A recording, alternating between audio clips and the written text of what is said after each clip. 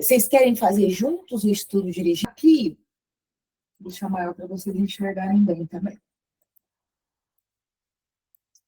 Está pedindo o quê? Né? Analise a veracidade das afirmativas, né, para você verificar se está correto. Sobre a estratégia de saúde da família, e justifique sua resposta para cada uma das questões. Então, olha lá. A estratégia de saúde da família visa a reorganização da atenção básica no país, de acordo com os preceitos do SUS. Isso é? Cadê o chat aí? Vamos colocando. Verdadeiro ou falso?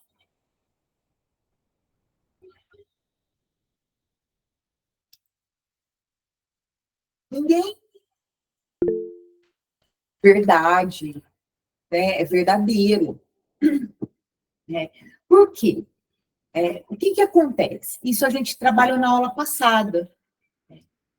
A saúde da família foi criada em 1994 para reorganizar a atenção básica, em sentido do quê? E antes da saúde da família,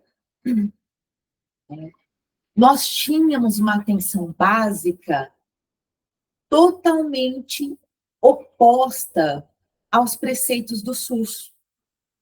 Era uma atenção básica pautada no modelo da medicina científica, no modelo flexneriano.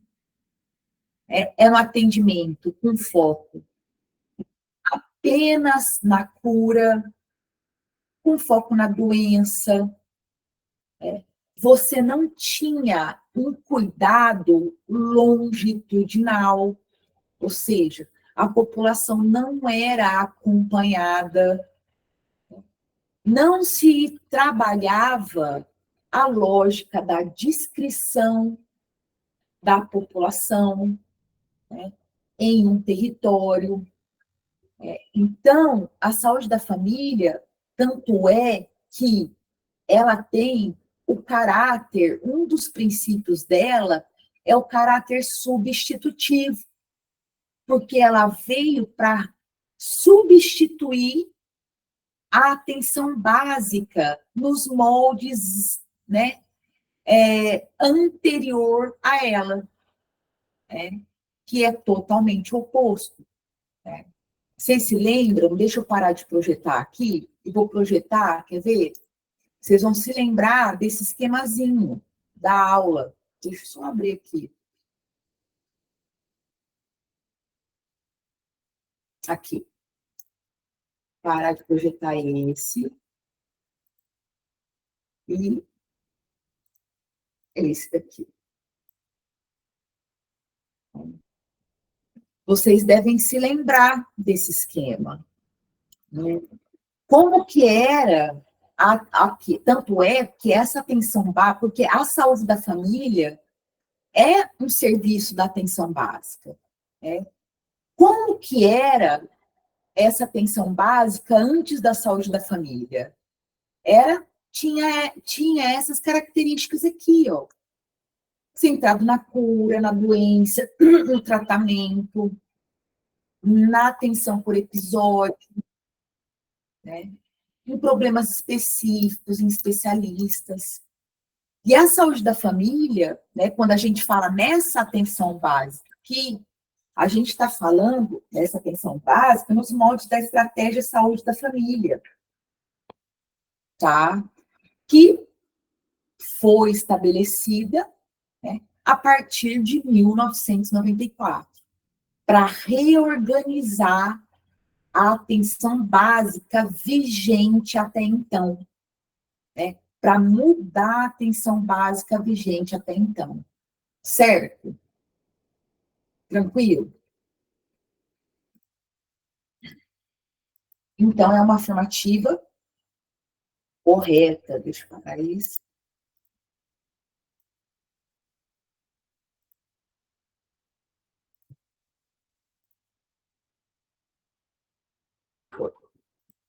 tá?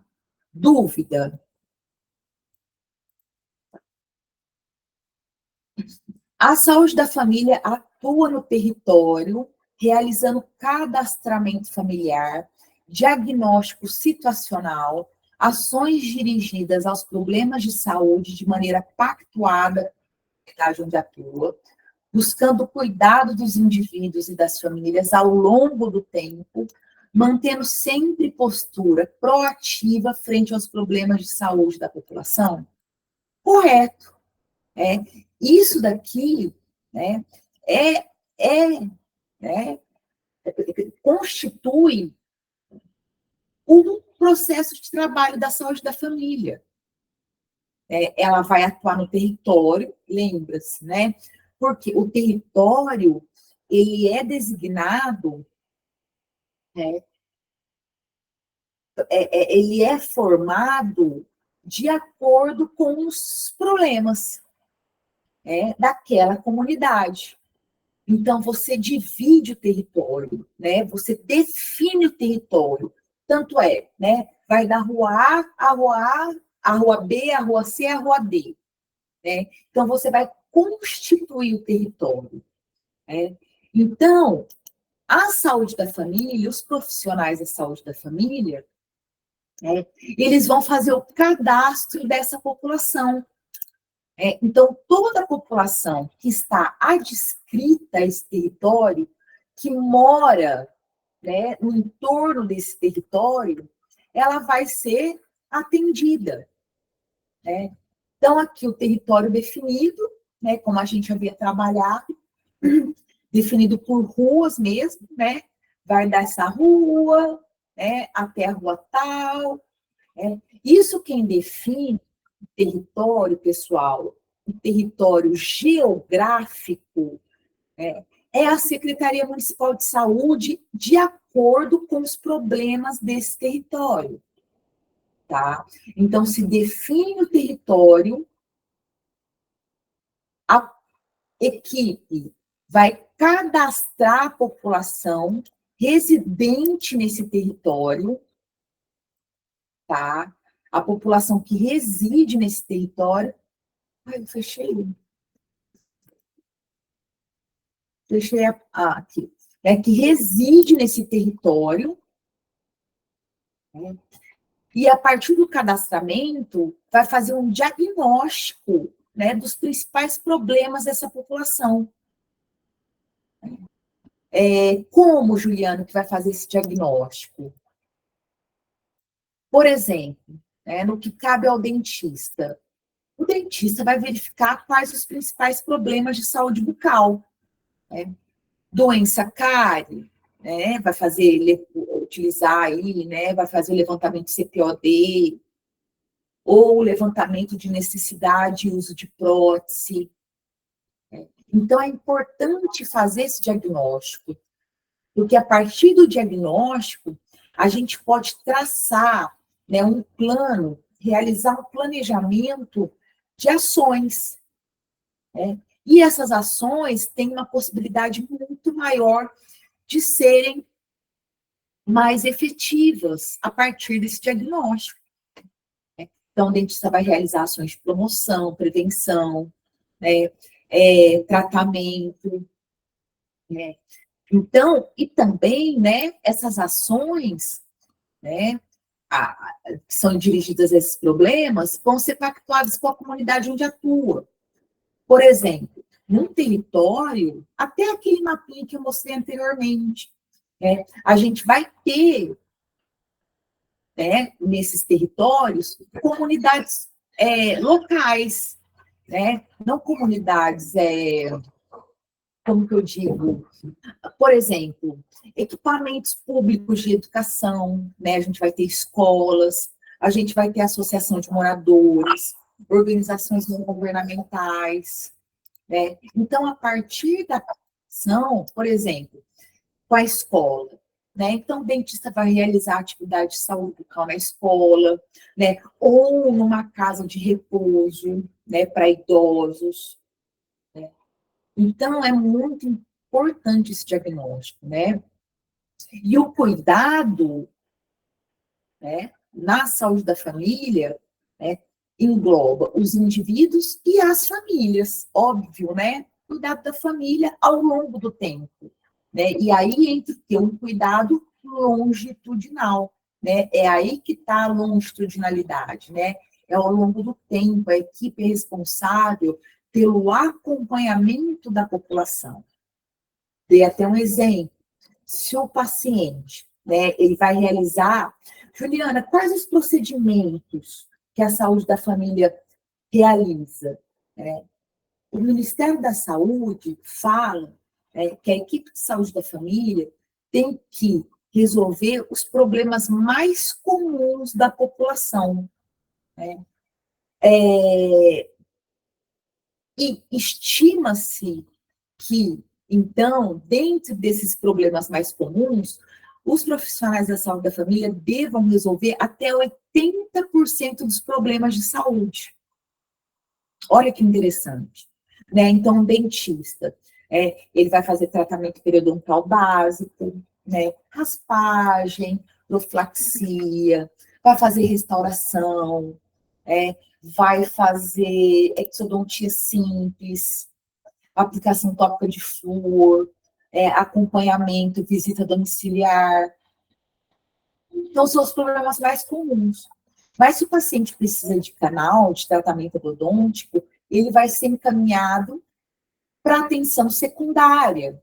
E o serviço da atenção secundária que oferece especialidades odontológicas é o Centro de Especialidades Odontológicas. Então, ele vai ser encaminhado para o CEL, ele vai fazer a obturação do canal no CEL, e esse paciente volta para a atenção básica, para o dentista terminar a restauração, né? E acompanhar esse paciente aí ao longo do tempo, tá? Certo? E essa postura proativa, né? O que significa ter uma postura proativa? Né? Os profissionais, né? É importante que eles se responsabilizem pelos problemas da população, né? Então, por exemplo, até, né, uma gestante, né? A gente sabe, claro, cuidar da odontologia, né, é importante em todas as fases da vida, mas aí a gente dá até um olhar especial para a gestante, né, em relação ao seu cuidado em saúde bucal. A gente sabe, né, do risco aí de, por exemplo, né, a partir do acúmulo de placa, de uma deficiência da higiene, o risco, né, da gengivite gravídica, né? Então, né, ou até começar a trabalhar saúde bucal, né, a partir aí, a gestante, né, depois que tiver o filho, a saúde bucal dessa criança, né, como fazer o cuidado bucal do bebezinho, né. Então, se uma gestante tem uma consulta agendada com um dentista e ela falta, né, e ela não aparece na unidade, dependendo do número de dias, né, o que vai acontecer? Os profissionais vão fazer uma busca ativa, né? Eles vão na casa dessa gestante, porque, afinal de contas, a população é cadastrada, né? Você sabe onde moram as pessoas, né? Então, as pessoas vão, os profissionais vão até o endereço dessa mulher, né, e procurar saber, né, o que está acontecendo, se está tudo bem, porque ela faltou a consulta, né? Então, essa postura proativa é muito importante, né? Dúvida?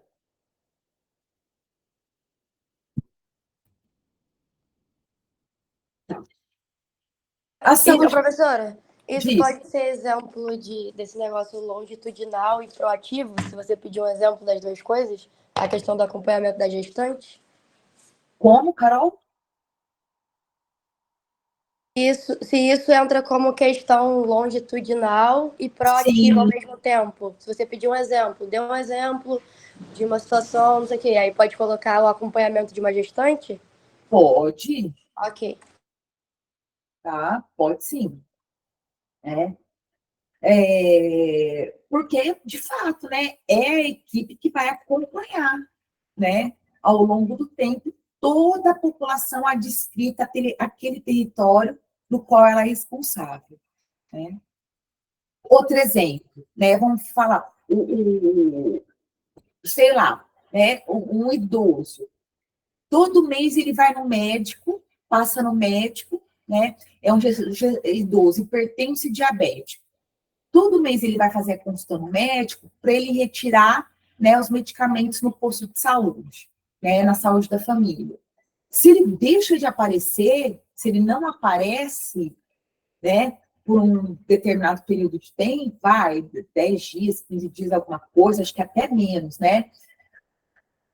A agente comunitário de saúde vai até a casa dele, né? Vai até a casa dele, para saber o que aconteceu, porque ele deixou de tomar a medicação, porque ele vai estar sem a medicação, afinal de contas, ele não fez, não passou a consulta com o médico, né? Então, os profissionais vão se responsabilizar pela saúde dessas famílias, né? A saúde da família desenvolve atividades de acordo com o planejamento e a programação realizados com base no diagnóstico situacional e tendo como foco a família e a comunidade?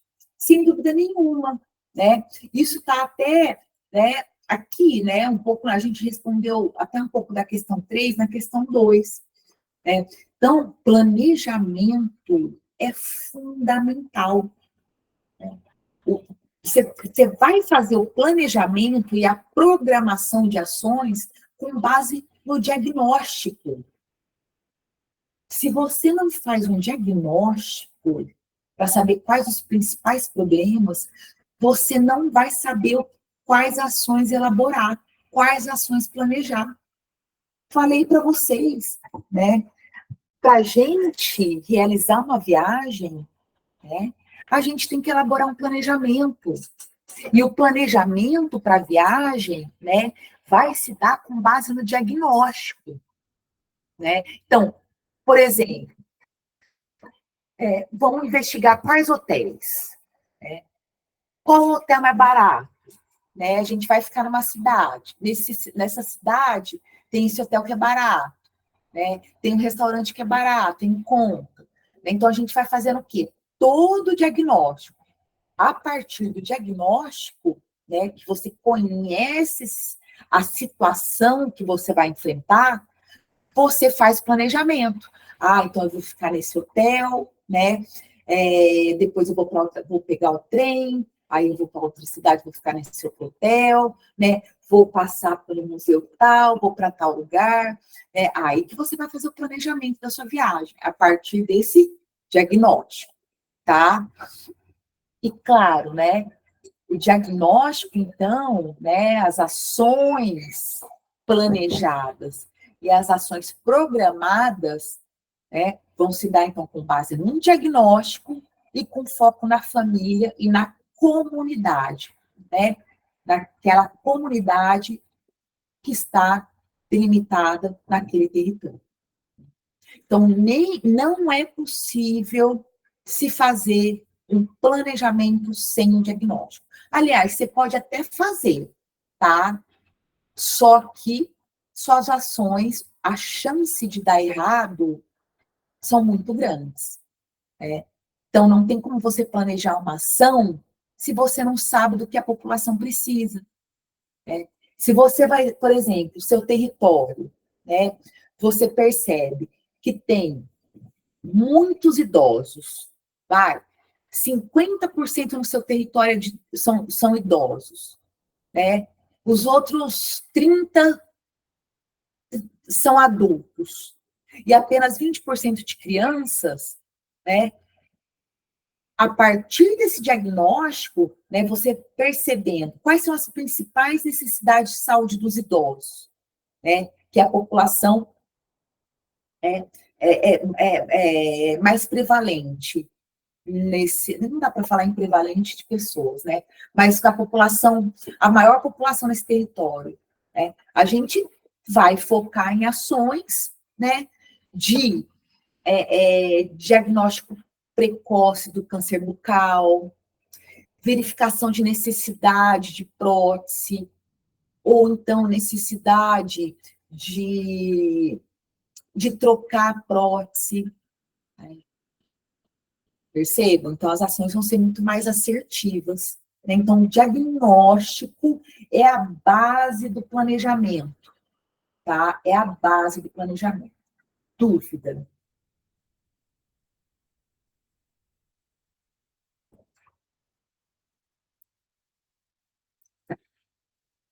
Também a saúde da família busca a integração com instituições e organizações sociais, em especial em sua área de abrangência, para desenvolver parcerias? Certo, né? Escola é o grande exemplo. Então, a saúde da família, por que escola, Juliana? Poxa, se um território tem uma unidade escolar, e você vai fazer uma atividade de promoção e prevenção nessa escola, olha a quantidade de crianças que você está abrangendo. Né? Se você tem uma casa de repouso, né, mesmo que, né, você vai fazer uma atividade nessa casa de repouso sobre higiene de prótese, né? Ou então, né, com o próprio idoso, se ele tem, né, capacidade, mesmo que parcial, né, enfim, de higienizar sua prótese, ou então orientar o cuidador sobre a higiene de prótese, né, sobre a importância de remover a prótese para dormir, né, fazer o diagnóstico, né, verificar se o idoso tem candidíase, né, ou então fazer ajuste na prótese ou confecção de prótese. É muito bacana, né? É muito interessante. Então, é super importante, sim, né? Tem que ter essa integração, né? Essa integração. Né? E muitas vezes essa integração, né, como nos exemplos que eu citei, são integrações intersetoriais. Né? A saúde, né, a equipe de saúde e a escola, você está desenvolvendo uma integração entre dois setores, entre o setor saúde e o setor educação. Então, é uma articulação, né, uma integração intersetorial, certo? Tranquilo? Se colocar certo, exemplo, lar de idosos e escola, tá certo? Tem que explicar. Tá, tá. Saúde da família é um espaço de construção de cidadania? Óbvio que é, né? Óbvio que é. A promoção da saúde, né, é um direito, né? É um direito do cidadão, né? Educação em saúde, né? A oferta de saúde é uma construção da cidadania porque o cidadão tem direito à saúde. Então, se o cidadão tem negado, né, esse direito, né, isso é o oposto, né, do que diz a nossa Constituição. Né? Você, por exemplo, promover saúde, né, prevenir doenças, você dá ao indivíduo condições para ele exercer a sua cidadania, né? Condições de trabalhar, de estudar, né? A saúde é um princípio básico, né? Sem saúde, o indivíduo não estuda, não trabalha, né? Ele não consegue exercer sua autonomia, né? Como cidadão, tá? Então, é sim espaço de construção de cidadania. E tem sim. A saúde da família tem caráter complementar em relação à atenção básica tradicional nos territórios em que as equipes de saúde da família atuam? Verdadeiro ou falso?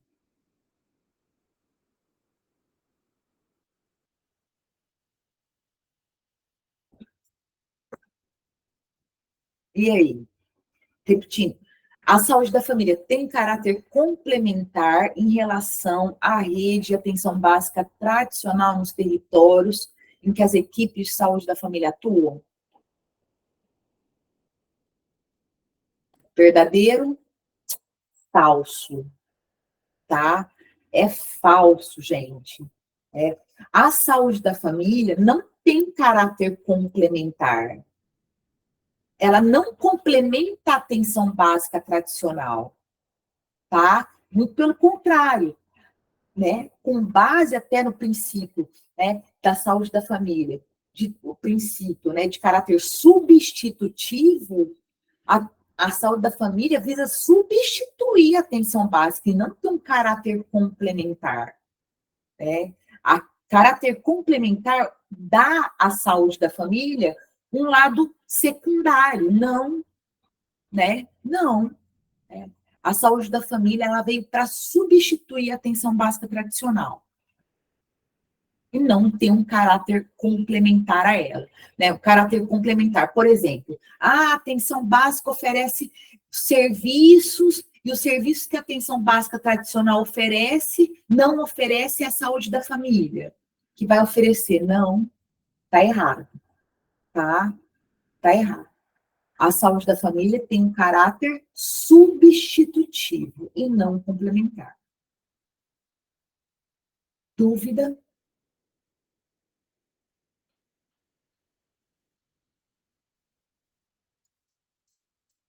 Tranquilo? Tá bom.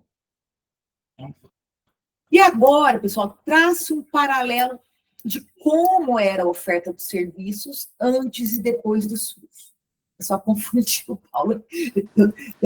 Às vezes vocês veem... Professora, Diga.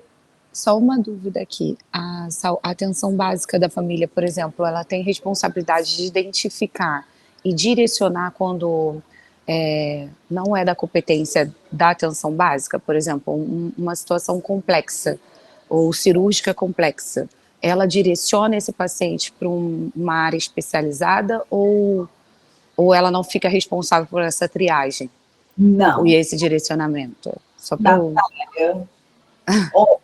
cuidado com as palavras, que senão eu vou infartar na hora que eu estiver corrigindo a prova de vocês. Triagem, a saúde da família não faz, triagem, né? Não é o que acontece na saúde da família, é completamente o oposto, né? Quando a gente fala, né, da saúde da família, ela... Como justificar, Juliana, que ela não exerce um papel de triagem apenas? Porque ela é responsável por resolver até 80% dos problemas da população. Então, o que acontece?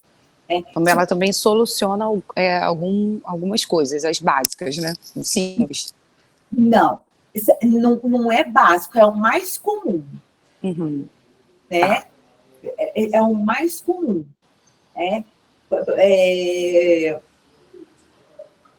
E outra coisa, né? Falar básico, por exemplo. Porque é por isso que eu não gosto do nome atenção básica, né? Eu já falei isso para vocês, mas é o termo que se utiliza aqui no Brasil, né? Que o Ministério da Saúde utiliza, né? Eu prefiro o termo atenção primária em saúde, mas enfim, por quê? Porque a atenção primária dá a ideia de ser a atenção primeira, né? Então, o paciente, ele tem, né, o acesso ao SUS, né, o acesso à assistência à saúde pelo SUS, né, preferencialmente se dá pela atenção básica. Né? Preferencialmente por quê? Porque se o paciente sofreu um acidente, ele não vai para a atenção básica. Não. Ele vai direto para o hospital. Né?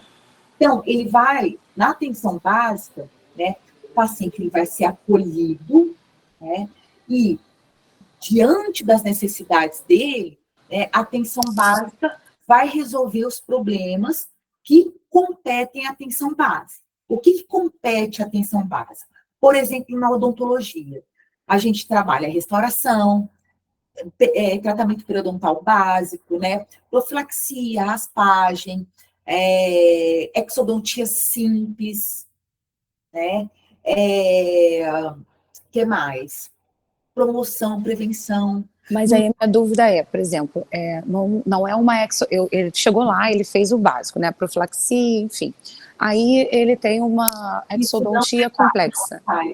Isso não é básico. Isso que eu estou querendo falar. Eu entendi. Tá. Tanto isso não é básico, porque, por exemplo, o que as equipes de saúde da família fazem na saúde da família é o que vocês fazem na graduação. O que vocês fazem na graduação é básico? Não é. Vocês fazem o quê? Claro que vocês tratam, né? Vocês fazem endo, na saúde da família não tem, né? Mas é a única coisa, né? Fazer uma restauração, classe 1, classe 2, classe 3, isso não é básico, né? Exodontia simples também não é básico, né? Isso eu quero que vocês entendam. E aí, né? Se dentro, né? Se o paciente tem necessidades que não podem ser resolvidas na atenção básica, ele vai ser encaminhado para o CEL. Tá, é isso que eu queria, é aí que eu queria chegar. Isso, aí ele precisa de endo, aí ele vai tratar no CEL, ele precisa fazer exodontia de um terceiro molar incluso, ele vai fazer essa exodontia no CEL. Ele precisa de uma cirurgia periodontal, né, com abertura de retalho, enfim, raspagem de furo, ele vai para o CEL. Né? Se ele precisa de uma cirurgia ortognática, por exemplo, aí a saúde da família, o que o dentista vai fazer? O dentista vai pedir da saúde da família uma panorâmica, vai pedir alguns exames, né? E vai encaminhar para o centro de especialidades odontológicas. Né? Aí do centro de especialidades odontológicas, né? Enfim, né? O que eu estava falando? Esqueci, gente. Deu tilt. E aí ele vai para o CEL, né? Vai fazer um exame, sei lá, o dentista do CEL, né? O cirurgião vai verificar, né? Condição, né? A relação maxilo-mandibular, né? E, se for necessária a cirurgia ortognática, o dentista do CEL encaminha para o hospital. Tá. Né? Só que aí o que acontece? O dentista vai, faz a cirurgia ortognática. É claro que por um determinado período de tempo, o paciente vai ficar internado. Professora, eu tô me perdendo já. Não tô entendendo. Tá, você tá falando dessa parte do paralelo de como eram as ofertas de serviço antes e depois do SUS? Não. Tá no 5? Sobre o encaminhamento do paciente na rede. Tá. Então, se o paciente precisa de uma cirurgia ortognática, ele vai para o CEL, né? O dentista vai pedir os exames que forem necessários, né? Aí o dentista do CEL vai encaminhar para o hospital, onde tem cirurgia ortognática. Depois da cirurgia, é claro... Deixa eu fechar a porta aqui. É claro que o paciente ele vai continuar por uns dias internado, sendo acompanhado pela equipe do hospital, né? Mas depois de um determinado tempo, ele vai voltar para a casa dele e ele vai ser acompanhado pelo dentista da atenção básica. Isso. Tá, entendi. Então, pessoal, né, só para reforçar, não dá, né, para falar que a atenção básica, ela tem os serviços básicos, tá? Eu estou falando isso, eu reforcei muito isso na aula, estou reforçando agora, porque vocês erram, né? Não dá para falar que ela tem serviços básicos, né? Repito, é por isso que eu não gosto desse nome, mas enfim, né? Quem sou eu, né? Perto do Ministério da Saúde, né? Sim. E a atenção básica é extremamente importante para a saúde da população. Agora, qual que é o grande problema que a gente enfrenta nos serviços? Né? O paciente, ele consegue atendimento na saúde da família, né? Porque, né, o paciente mora naquele território, você tem a equipe, né? Quando ele tem um problema, né, ele consegue ter acesso, ele consegue marcar uma consulta com o dentista, marcar uma consulta com o médico. Agora, o grande problema da assistência, né, está relacionado quando o paciente precisa de um serviço da atenção secundária ou terciária, porque acaba virando um funil, né? Os pacientes, porque tem poucas vagas, muitas vezes, né? Então, o paciente ele não consegue acessar. Aí, o paciente ele vai na atenção básica, o dentista faz tudo o que é necessário, na hora que precisa de encaminhar para tratar o canal, o cara vai conseguir uma vaga no céu para daqui a 6 meses. Aí é óbvio, né? Muito provavelmente ele vai perder aquele dente. Aí ele volta para a saúde da família e aquele dente lá virou uma raiz residual, né? Aí o dentista da saúde da família, né? Ou raiz residual, ou não dá para fazer nada, vai lá e extrai, né? Remove aquela raiz residual. Por quê? Porque demorou meses para o paciente conseguir ter acesso ao centro de especialidades odontológicas, né? Então, uma das grandes questões, né, sobre a assistência no SUS envolve a dificuldade do acesso à atenção secundária e terciária, né? Por quê? Porque você tem poucas vagas, muitas vezes, né, o paciente precisa de uma tomografia, vai fazer uma cirurgia ortognática, precisa de uma tomografia, né? Demora meses para ele conseguir realizar a tomografia, né? E o paciente tem que esperar, né? Então, é necessário, né, ampliar essas vagas, né? Ter uma logística adequada, né, de manutenção de equipamentos, né? Ter uma logística adequada de solicitação de insumos, tá? Por exemplo, é muito comum, né? Eu fui por muitos anos professora do estágio, né? Estágio extramuro, né? Muitos anos mesmo, uns 10 anos, né? Então, era muito comum um aluno vir falar para mim, Juliana, o dentista, ele não está atendendo. Por que ele não está atendendo? Ah, porque não tem material. Aí, o que vocês pensam? Né? Pode ter várias possibilidades. Né? Porque a primeira coisa que vem à nossa cabeça quando falta material é o quê? Ah, é o município que não tem dinheiro, que não comprou. Ah, o município demorou para comprar, não chegou ainda. Culpa do gestor, né? Do secretário municipal de saúde. Mas pode não ser só esse problema, ou pode não ser esse o problema, né? Por exemplo, é de responsabilidade do dentista, né? Fazer o quê? Né? Né? Trabalhar a logística de insumo. Então, eu tenho quantos tubetes de anestesia? Né? Então, eu tenho, por exemplo, 60 tubetes de anestesia para o mês. Opa, eu vou pedir mais. Para quê? Para não faltar. Né? Ou então, eu tenho tubinhos de resina. Né? Tá faltando uma resina, tá faltando, né? Ou tá começando a acabar.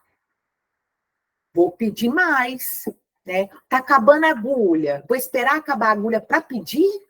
Não, eu tenho que fazer o quê? Tem que ter tem que gerenciar os insumos, né? Porque se eu for pedir quando tiver 3 agulhas, 10 agulhas, 30 agulhas, é óbvio que vai acabar, né? E que não vai ter para atender paciente, né?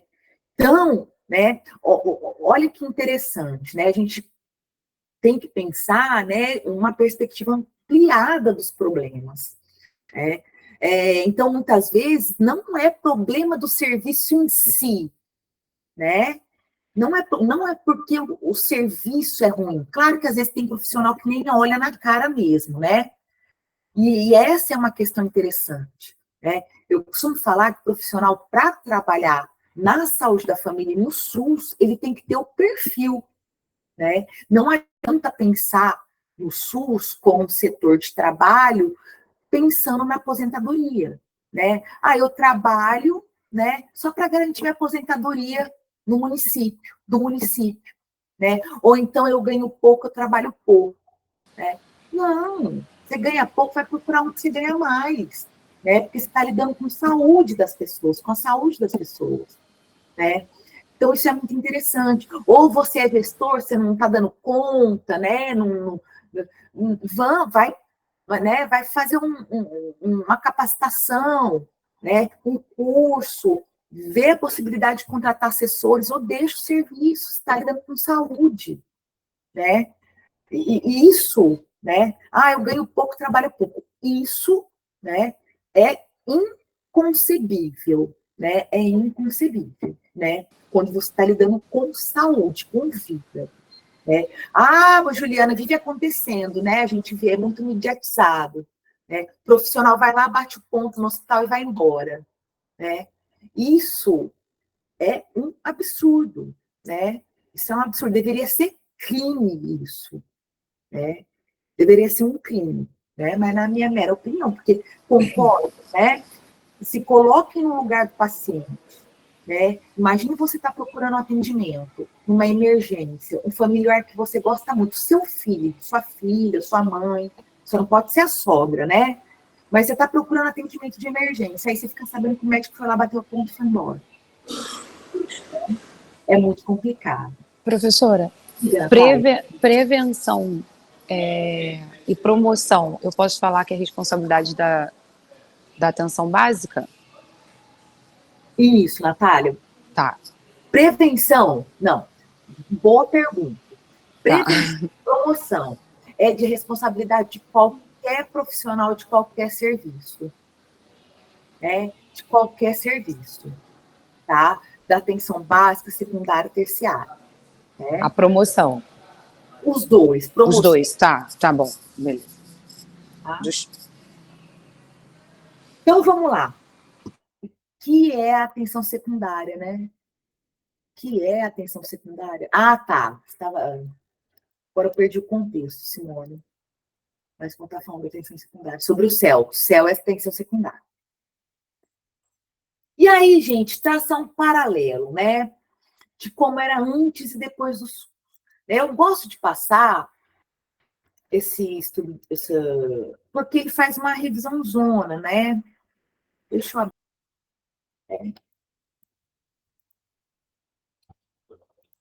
Como que era antes e depois do SUS, né? Eu acho que eu até tenho aqui alguma coisa. Deixa eu procurar.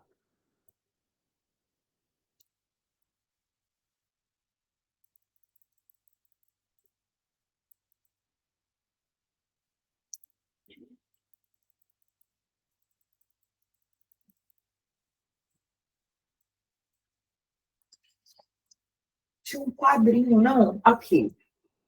Né? Como era a saúde antes e depois do SUS, né? Isso daqui é parte da resposta, né? É parte do que a gente... Porque o que acontece, né? Essa questão, né, é para vocês escreverem tudo que vocês sabem. Né? Juliana, eu não sei nada. Não, aí também não dá, né? Vamos lá. Né? Então, dá para a gente escrever muito mais do que está aqui. Né? Antes do SUS, o sistema público atendia quem contribuía para a Previdência Social, quem não tinha dinheiro dependia da caridade, da filantropia. Antes do SUS, né, a responsabilidade pelas ações era centralizada na mão do governo federal, sem a participação da população. O foco era na assistência hospitalar, no hospital, né? A Previdência contratava os serviços hospitalares, né?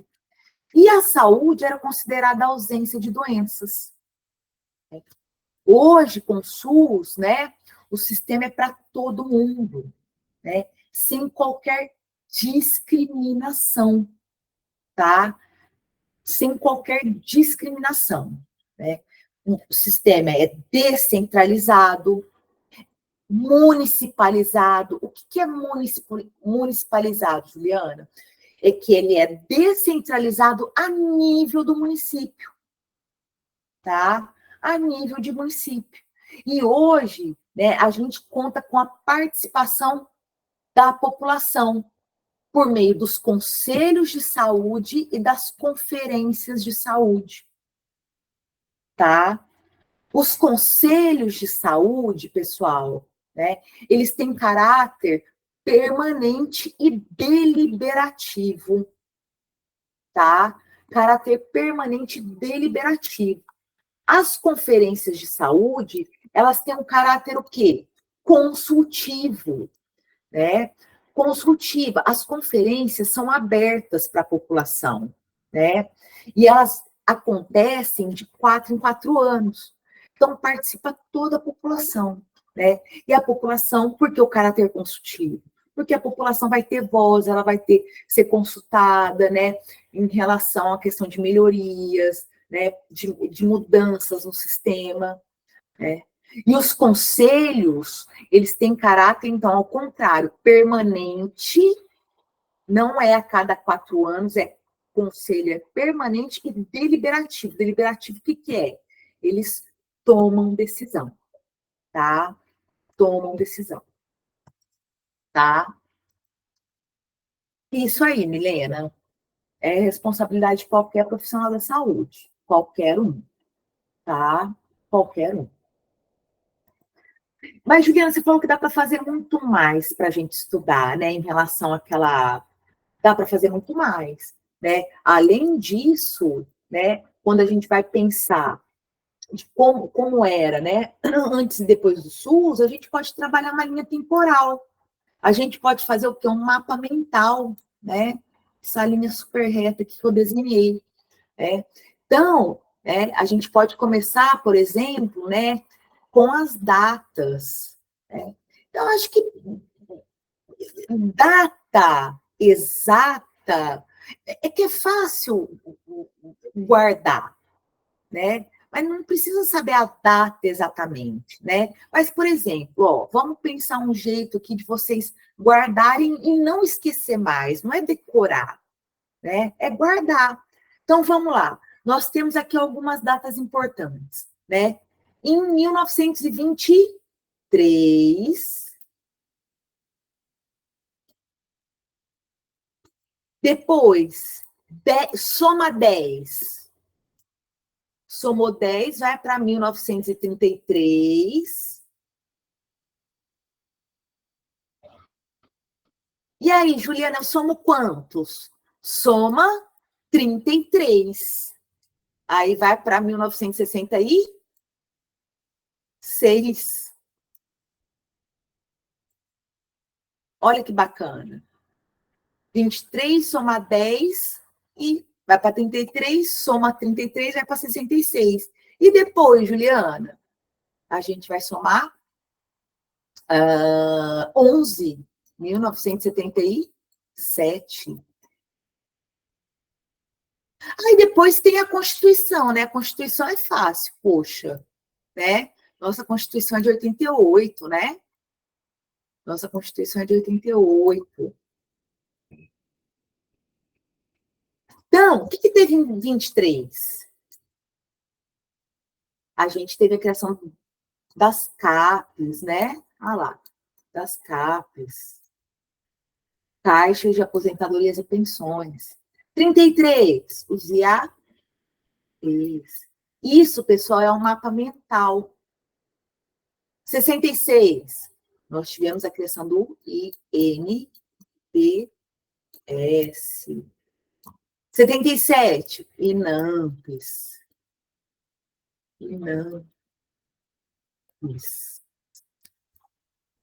Em 88, o SUS. Tá? CAPS. Como que era a organização do CAPS? Né? A organização era por empresa. Empresa.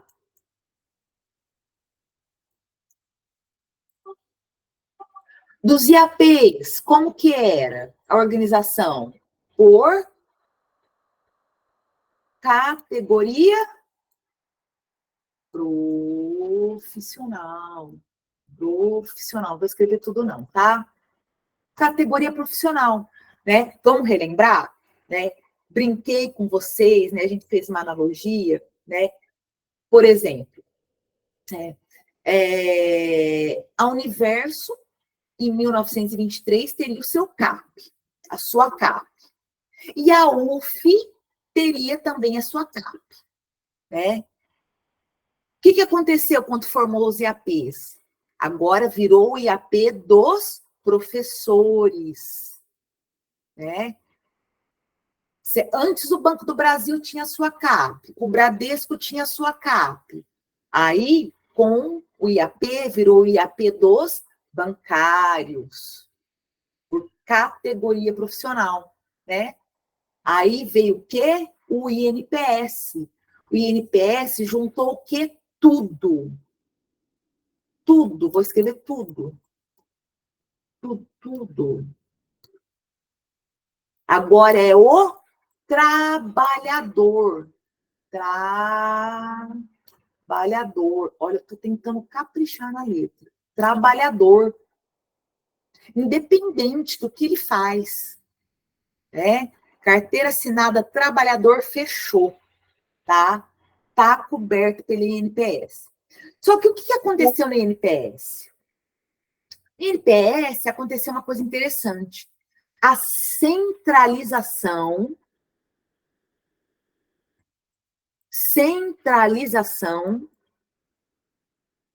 eu vou escrever tudo, né? Centralização da gestão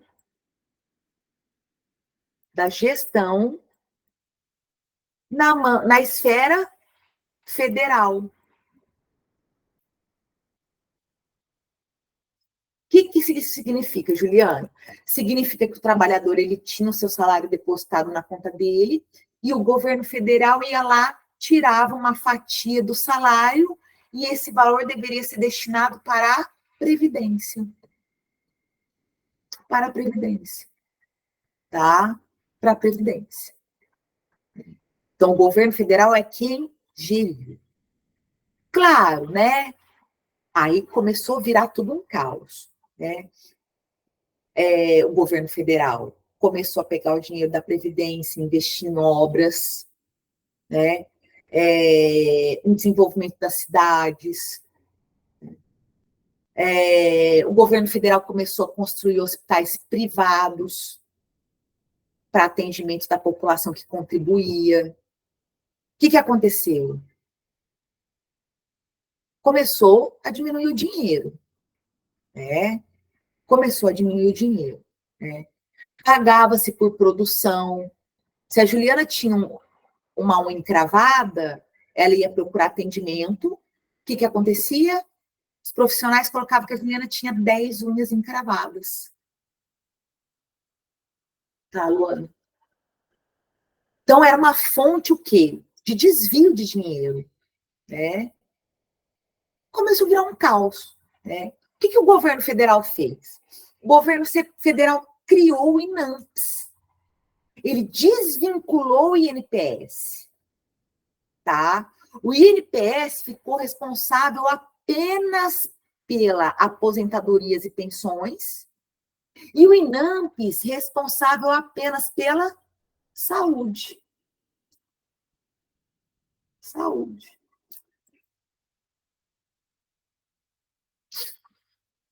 Tá? Mas o caos continuou.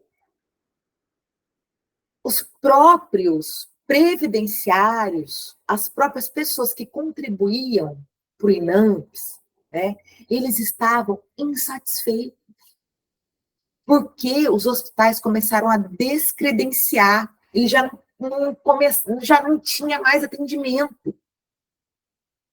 Estava todo mundo insatisfeito. Né? Aí, o que acontece? Nessa lógica, né, de caos, de já não ter unidades para atender a população previdenciária, o governo, né, e os municípios começaram a se mobilizar, né, e estabelecer unidades de serviços. Colocava, além, por exemplo, já tinha, né, vacinação, unidades que vacinavam, mas aí eles começaram a fazer o quê? Colocar um médico, colocar o dentista para atender, né? Unidades essa, né, ocorreu no governo militar, né? É isso aí, Paulo. E olha, né?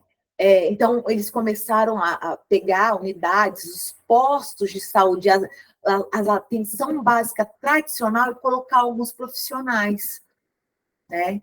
Para atender a população previdenciária que estava sem atendimento, né? E também a população que não era previdenciária, tá? E aí, Juliana, isso era no INAMPS? No INAMPS. Tá, obrigada. Tá, de nada, no INAMPS, tá? E aí, né, vão começando a proliferar essas unidades básicas tradicionais, né? Vai tendo uma que os municípios vão construindo essas unidades, né? Que ofertavam o quê?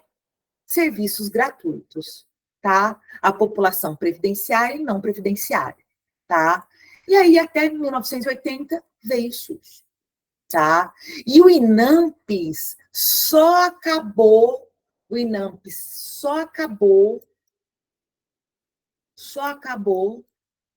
que, né, uma coisinha em 1993, tá? Por quê? Isso, né?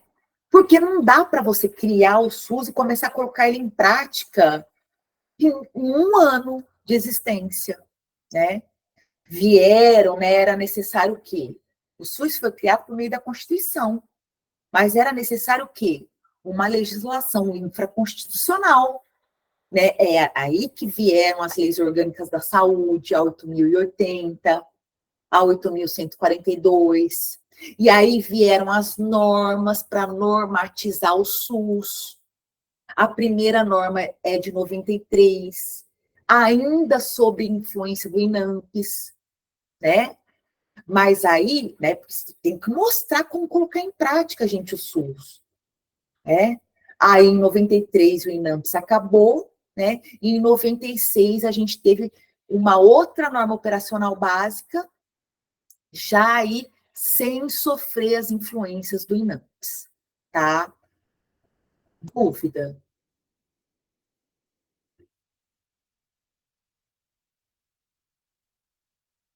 Tranquilo? Tá, deixa eu dar uma... Espera só um minutinho, deixa eu parar de projetar aqui. Dúvida, gente? Tá? Volta lá, professora. Você já apagou? Tema? Não, O CEL secundária. Isso. E os hospitais eu boto terciária? Isso, atenção terciária. Atenção terciária. Tá aqui, ó. A gente chegou... Deixa eu expor isso daqui, senão não vai me salvar esse negócio aqui. Eu cheguei a mostrar para vocês...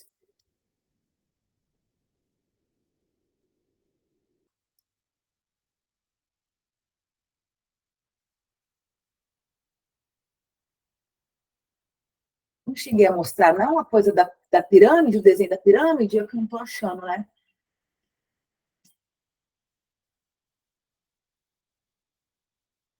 Eu cheguei a mostrar para vocês o desenho da pirâmide, aqui, ó. Tá? Então, hoje, né, se a gente for pensar, atenção primária em saúde ou atenção básica, tanto faz. O que a gente vai ter? Né? Aqui, que eu digo, nos moldes da saúde da família, tá? Programa médico de família. Por que não chama saúde da família, estratégia de saúde da família, Juliana? E chama médico de família? Porque Niterói colocou esse nome, né? Eu não sei porquê, né? É um nome muito antigo, mas o município não modificou, né? Por que não é um, né? A questão de se chamar médico de família, até tem algumas críticas em relação ao nome, porque você colocar o nome médico dá a ideia de ser um programa centrado no médico, né? E não é isso, né? Mas, enfim, né? Ele tem as características da saúde da família, então nós temos as unidades básicas de saúde, que também são, né? Aqui são nomes das unidades que elas recebem, mas elas têm o quê? A lógica do trabalho com saúde da família, né? A própria estratégia da família, as clínicas de família do Rio, né? São no molde, né? Da saúde da família, e o PSF, né? Que é o Programa Saúde da Família, tá? Atenção secundária, as unidades de pronto atendimento, policlínico, CEL, né? Deixa eu colocar aqui, o CEL, Centro de Especialidades Odontológicas, né? E a atenção terciária, os hospitais, tá? Os hospitais. Certo? Que mais dúvida? Deixa eu ver aqui também. Então, princípios, diretrizes também é importante, tá? Que mais? Saúde da família. Deixa eu ver. Professora, desculpa, quando você diz que os princípios e as diretrizes são importantes, você está falando desses princípios e dessas diretrizes dentro de cada atenção, da terciária, da secundária e da básica, é isso? Como princípios e diretrizes do SUS mesmo. Ah, tá, sim. Uhum, Tá? ok.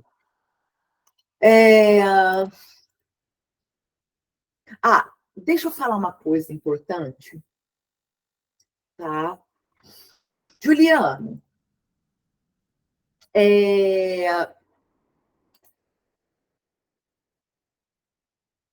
o que define, isso tem muito a ver, né, da consideração que eu falei no começo em relação à dúvida da Natália, tá? Presta atenção. Então, para a gente entender e fechar essa questão, qual que é o critério, Juliana? Qual que é o critério que me faz colocar a atenção básica na base da pirâmide? O que me faz colocar a atenção secundária no centro da pirâmide e o que me faz colocar a atenção terciária no topo da pirâmide? Qual é o critério, tá? Qual é o critério para essa distribuição? Por nível de atenção.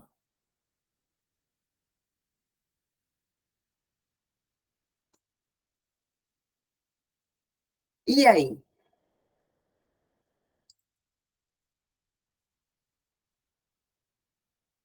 Ninguém? O acesso que cada um tem? Eu acho pela necessidade do paciente. Não, gente.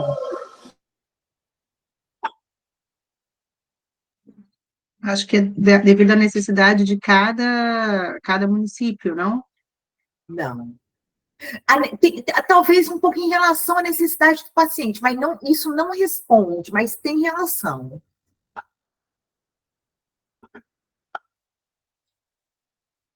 Está ligado aos princípios? Os princípios está ligado à integralidade, né? Claro, quando você estabelece, Paulo, vários níveis de atenção primária, secundária e terciária, né? Você está cumprindo, de certo modo, né? Aliás, você está cumprindo, né, um dos propósitos para a oferta da integralidade. Por quê? Porque você parte da ideia de que nem todos os problemas de saúde vão ser resolvidos na atenção básica. Karen, complexidade dos atendimentos. Karen, você falou o que eu queria ouvir, né? Só que está errado. Juliana, você é maluca? Sou, né? Eu ia... Pior que eu falei isso na aula, a gente se fica com a cabeça na lua. Eu ia dar, se eu pudesse dar 2 vezes errado, né? Eu daria 2 vezes errado, double zero, né? Mas brincadeiras à parte, o que acontece? A Karen falou, e isso é o mais comum que eu ouço de vocês, né? A complexidade do atendimento, não. Por quê? Dá para falar que a atenção básica, a atenção primária, oferece um atendimento menos complexo que a atenção secundária?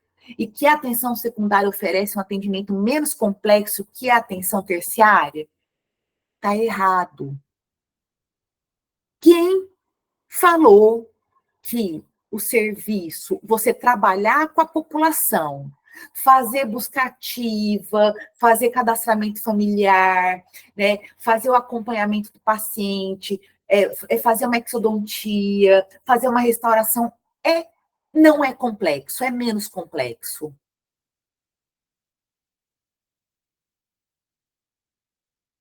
É nesse sentido, né? Às vezes, porque na atenção básica é um trabalho muito relacional, né? De acolhimento, de escuta, visita domiciliar, né? Então, às vezes, é mais difícil, mais complicado você fazer esse acolhimento, fazer esse cuidado do paciente, do que você operar uma máquina super complexa no hospital. Super complexa não, né? Complexa de manuseio, de tecnologia, de não sei o que, de não sei o que lá. Então, não dá para falar que a atenção básica é menos complexa. Agora, dá para a gente falar o quê? Que a atenção básica tem o quê? Oferece, tá até aqui, ó. Tá aqui, ó. O que acontece? Esses níveis são organizados, né, quando a gente fala em complexidade de atenção, e essa hierarquia é dada por densidade tecnológica. Densidade tecnológica. Então, quando a gente fala em densidade, né, um objeto tem densidade que a gente consegue pegar, né? Então, o hospital tem muito mais densidade tecnológica, porque tem tomógrafo, tem aparelho de ressonância, né, tem a mesa da cirurgia, aquela refletora, aqueles instrumentais, né, tem a prótese, a órtese. Com certeza. Em relação à densidade, a equipamento, isso é extremamente complexo, né? E aí sim, né, a atenção primária, né, ela está na base, por quê? Porque ela possui uma menor complexidade em relação à densidade tecnológica. De fato, né? Na atenção básica, a gente não tem nem aparelho para radiografar, né? Não tem, né? A gente não tem tomógrafo, não tem nem endodôntica, né? A gente não trabalha em endodontia. Na atenção básica, só se faz o acesso, né? Ao canal, só o acesso. Mas o tratamento endodôntico, a gente não tem lima, né? Não tem, né? Então, olha lá, alguém falou que, né? Olha lá, esqueceu, vocês não esquecem isso, né? Que a estrutura de cada lugar. Exatamente. Né? Então, a complexidade, essa hierarquia, né? Porque o que a gente tem, quando a gente lembra de hierarquia, construção piramidal, a gente vai lembrar lá da história, né? Quando a gente estudou, né? O alto clero, que eram mais importantes, os mais ricos, né?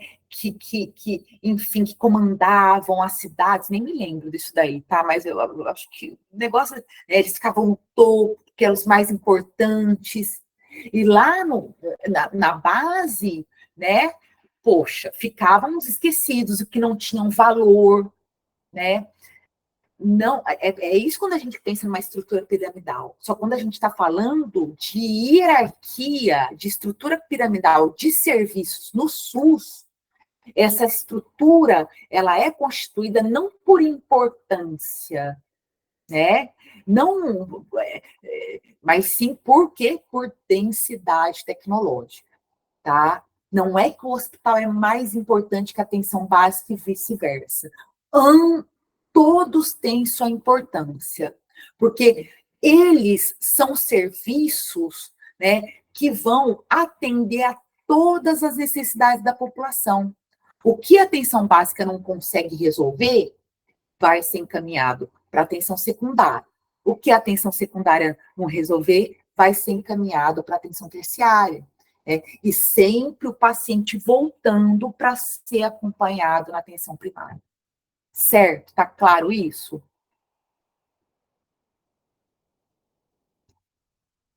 Tá, fechou. Deixa eu ver mais aqui. Deixa eu ver se eu lembro de alguma coisa.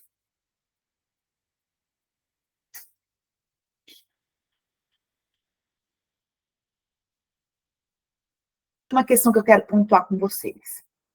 Vocês se lembram, até, né, vocês pediram para bater foto, só que eu acabei caindo na bobagem de apagar. A gente tinha feito aquela... Deixa eu abrir aqui mesmo.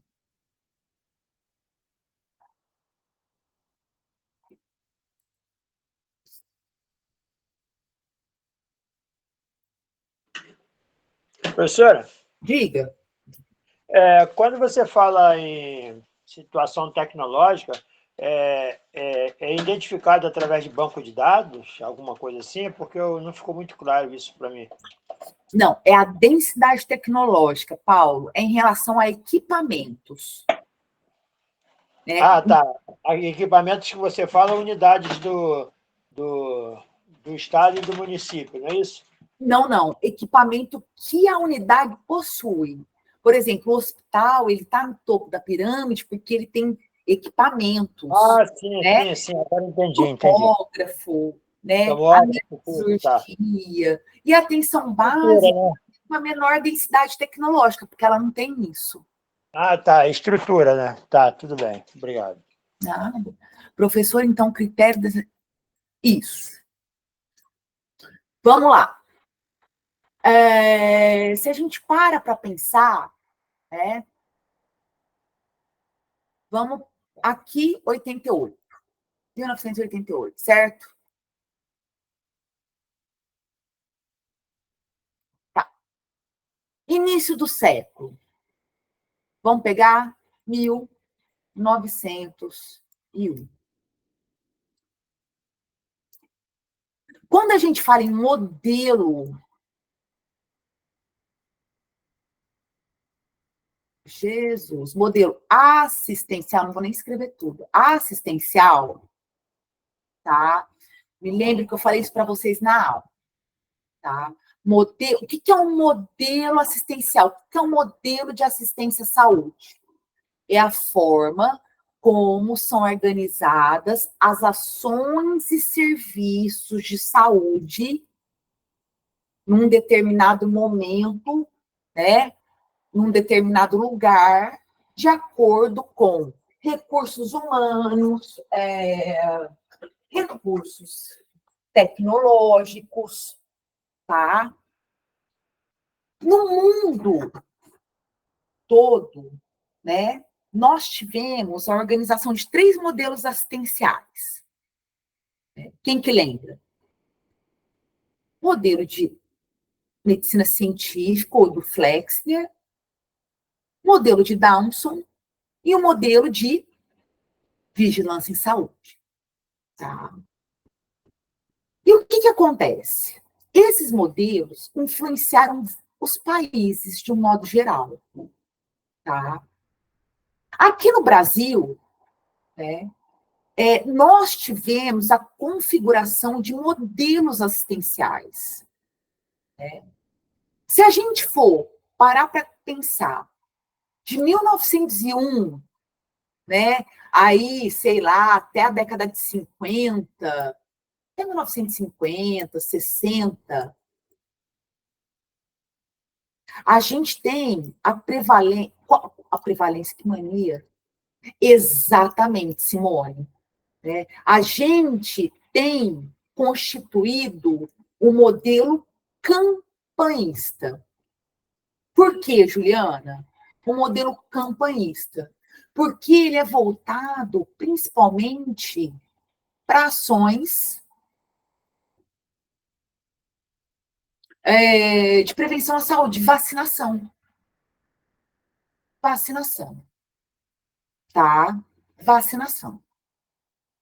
E, então, né, as vacinas, né, Juliana, desculpa, você pode repetir? Eu me perdi. Isso. Do início do século, Juliana, até aí 1950, né, a gente teve a conformação do modelo campanhista no Brasil. Campanhista, de campanha. Né? Por quê? Porque a principal ação que era ofertada pelo Estado era a vacinação. A vacinação, né? Tanto é que em 1904, ou 1906, eu sempre confundo, acho que é 1904, a gente teve a revolta da vacina, né? Era a única intervenção que o Estado fazia na população, né? Claro, né, que aí, se a gente pega aqui 1923,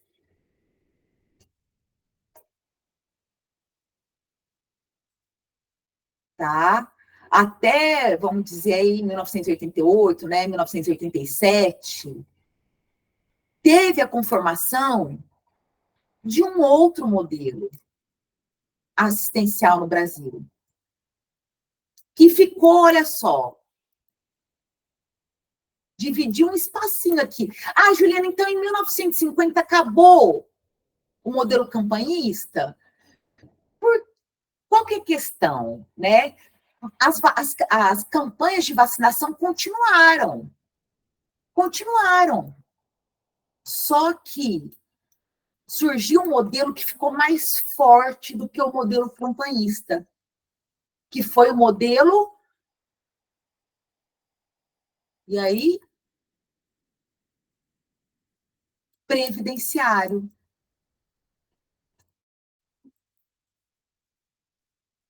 Certo? Previdenciário. Entenderam? Não é que em 1950 acabou a vacinação. A vacinação a gente tem até hoje as campanhas de vacinação, né? Só que o que acontece? A gente ficou aí até 1950, 1960, porque a partir daí, principalmente em 1960, mas a partir de 1923, começou a emergir o modelo previdenciário. Preventivo o quê?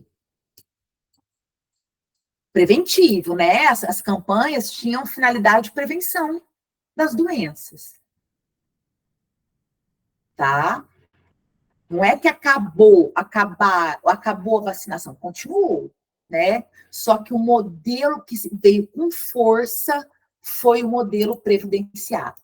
E esse modelo previdenciário, pessoal, teve influência do modelo da medicina científica, teve influência do modelo flexneriano.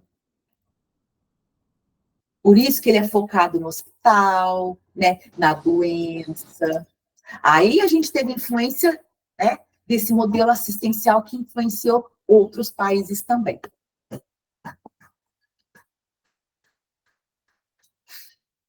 Certo?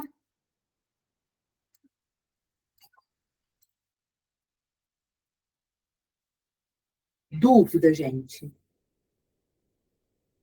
Desculpa perguntar, porque eu sou nova na faculdade. Isso, esqueci de falar, né? São 5 questões múltipla escolha e 5 questões discursivas.